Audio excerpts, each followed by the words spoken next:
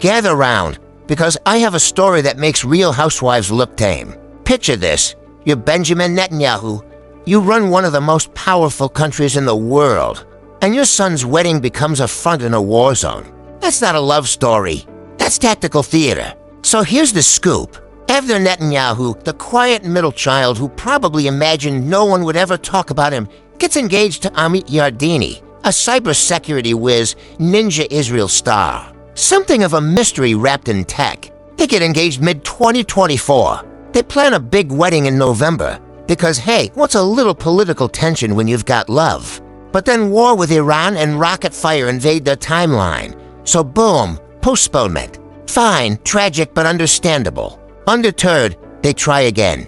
They pick June 16, 2025. They pick Ronnet Farm in Sharon region. They erect iron roadblocks, barbed wire fences, temporary airspace lockdowns. They are turning this wedding into a fortress.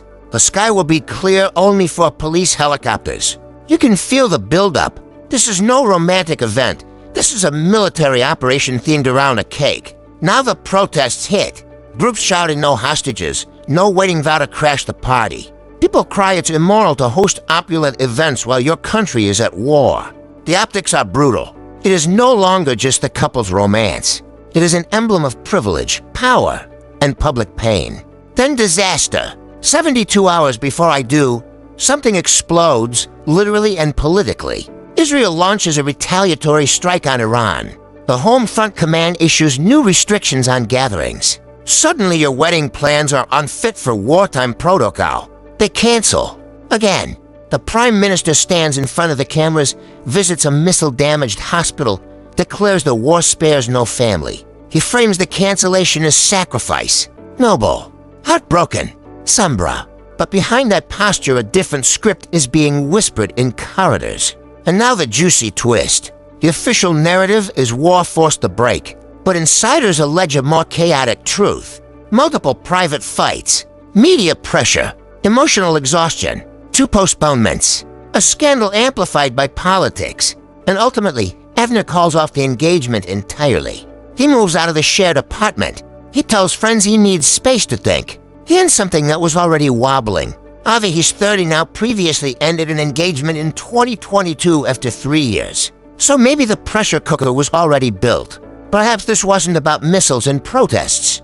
Maybe this was a marriage built on sand from the start. What cracks me up is the whole affair became more symbolic than romantic. The henna party in April gave us rare family photos of stern smiles and awkward poses. That now feels like a relic from another timeline.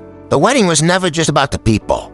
It was a political statement, a propaganda tool, a distraction from war, a PR spectacle.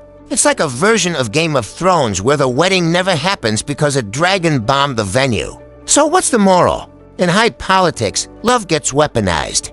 Weddings become press releases. Engagements become bargaining chips. Emotions get drowned under missiles and optics. Avner and Amit's relationship was stuck between the personal and the political. It was not strong enough to live there.